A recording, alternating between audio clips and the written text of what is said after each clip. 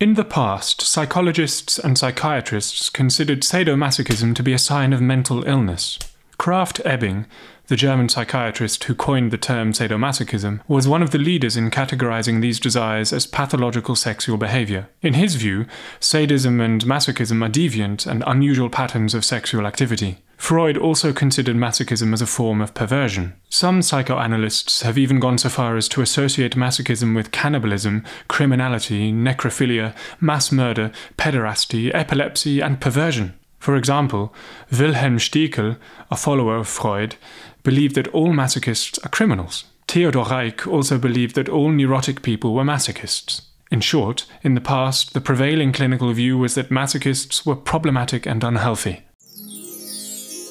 If BDSM is a form of mental illness, it should be associated with other psychological problems, and it doesn't seem to be, argues Paul Bloom.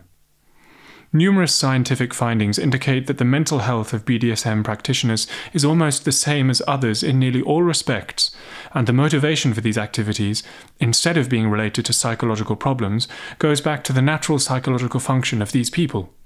For example, in one study, 10 psychological pathologies were compared between BDSM practitioners and others.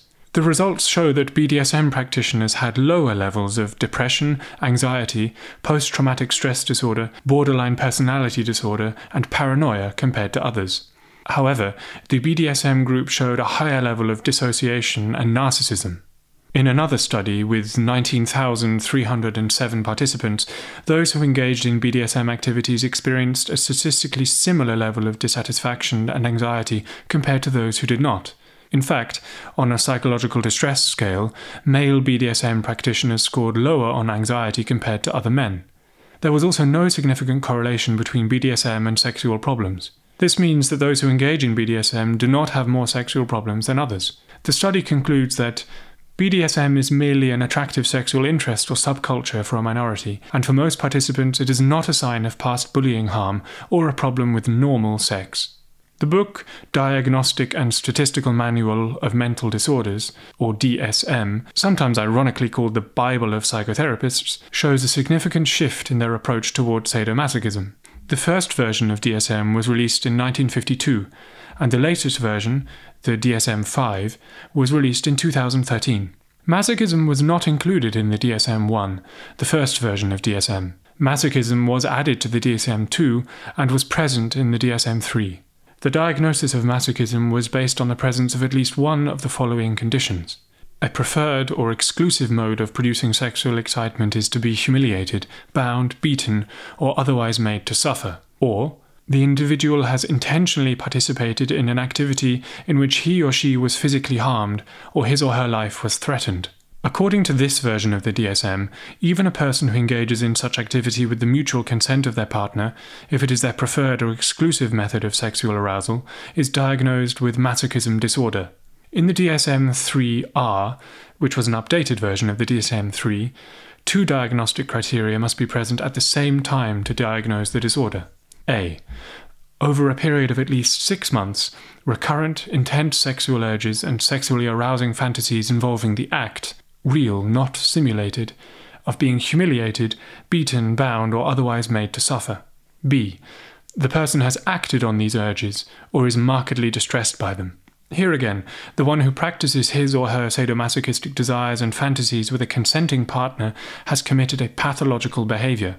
These diagnostic criteria have been criticized both by BDSM practitioners as well as various psychologists. In the DSM-4, the first diagnostic criterion remained almost unchanged, and criterion B, similar to other types of paraphilia, was changed to take into account distress or dysfunction.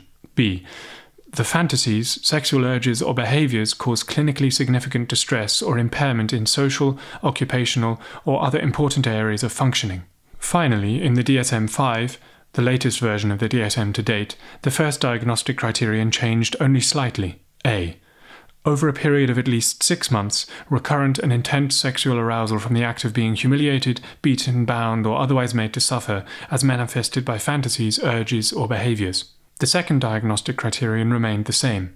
Note that according to the DSM-5, both diagnostic criteria are simultaneously necessary to diagnose the disorder, and one criterion alone is not sufficient.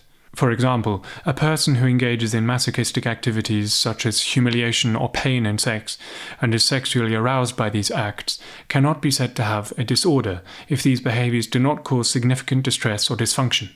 We can say that such a person has sexual masochistic desires. Still, we cannot say that she has a disorder of sexual masochism.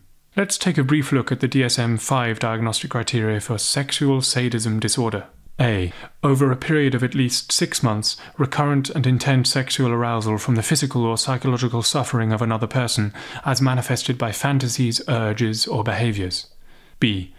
The individual has acted on these sexual urges with a non-consenting person, or the sexual urges or fantasies cause clinically significant distress or impairment in social, occupational, or other important areas of functioning. Diagnostic criterion B for sexual sadism disorder differs from sexual masochism. In the case of sexual sadism, the non-consensual act is also mentioned. In this regard, it should be noted that mutual consent is often recognized as a key feature of BDSM activities. In this sense, an activity that is not done with mutual consent is not considered a BDSM activity at all. The DSM diagnostic criteria for sexual sadomasochism have been criticized by numerous authors. Some of these criticisms only apply to the previous versions of the DSM.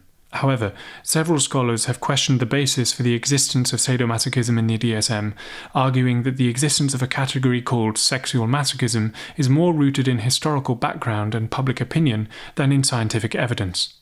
In this regard, some authors compare the state of sadomasochism in the history of psychology with homosexuality. Over the years, homosexuality has been classified as a mental disorder, and much effort has been made to treat it.